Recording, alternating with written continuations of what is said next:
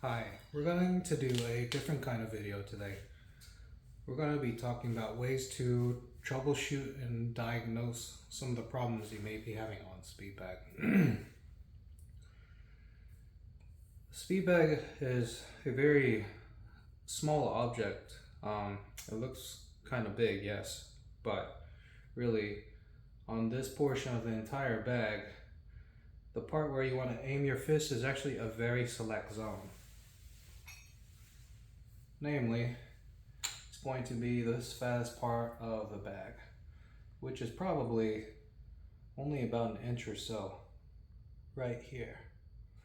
So you take all of this distance here, and this is a 8-inch bag right here, lengthwise. And you have to aim for just that 1-inch segment here. That's, my math is correct, that's like a 12.5% of the bag right there, just lengthwise.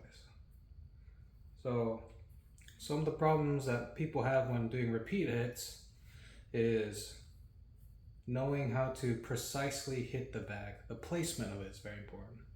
So this is the desired effect.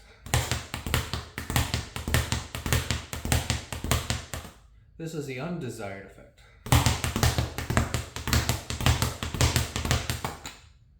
See, I'm not getting consistent control over the hits and stuff.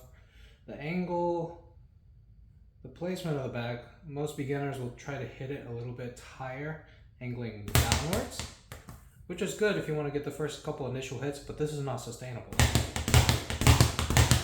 Like my fist is getting scraped against the bag whenever it rebounds backward.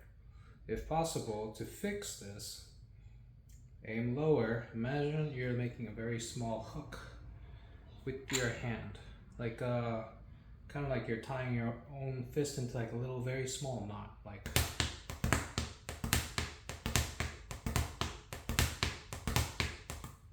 Okay. Some of the other things that cause you to jam up is the amount of tension that you carry throughout your body when you're hitting it. Ideally, you want to be loose but limber. But when you're hitting the bag, some people will tense up too much. And what this translates to when you're hitting the bag is sometimes you'll hit it too hard. Not only hard, but you'll put yourself into a place where you can't recover. So for example, if I'm hitting it too hard, like it's hard for me to replicate these mistakes because I've been working on perfecting my craft for a while, but part of the struggle that you can see is when you're first learning it, you'll get yourself in a place where you hit it hard enough or tense enough to where you can't control the follow-up and you lose a beat. If anything, imagine raising your hands above your head, and then just let gravity drop your hands down, and then just feel that looseness, that relaxation whenever your arms, hit towards the floor.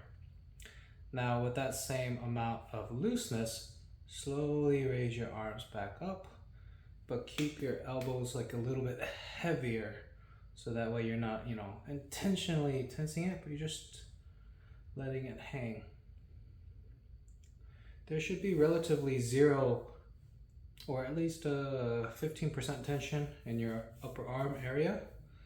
You just want just enough to support it to keep your arm and your fist within the same plane. But anything more than that is kind of a waste of energy, so just relax a little bit.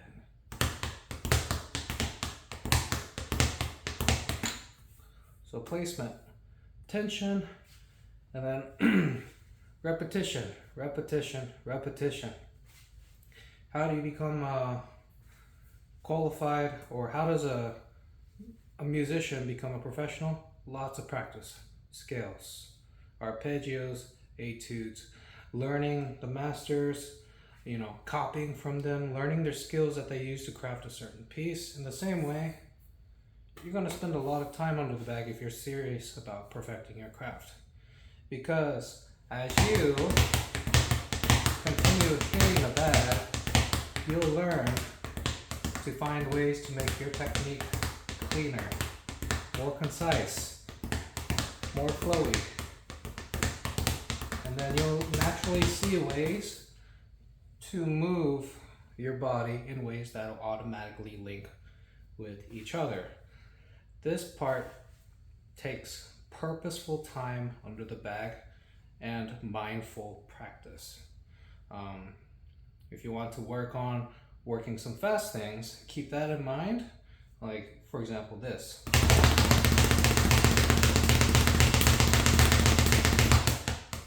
Right? For fast practices, try to work on executing the technique while not overstraining your form or your frame in general, because once the tension gets too high, then you're essentially teaching yourself a bad habit. And that's where you want to cool off and refocus on what you're trying to do. For slower practices or slower sessions, you want to focus on the connectivity of your moves, where your body is supposed to go in relation to each other. For example, take the infinity elbow, which there's a sequence that looks like this.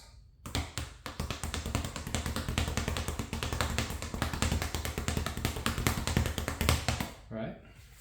It's essentially, if you break it down, it's a triple elbow. So 1, 2, 3, and then two fist bump, or a fist bump, and then 1, 2, 3. So 3 plus 1 plus 3. So 1, 2, 3, 1, 1, 2, 3, and then adversium. Last thing I can talk about for practices, sometimes if the rebounds are just not hitting, try practicing your combo without rebounds. So again, infinity elbow. When I first learned it, it was very hard for me to sink into my left side since I'm right-handed. So one thing that you can do is practice it reboundless. So something looks like 1, 2, 3, 4, 5, 6, 7.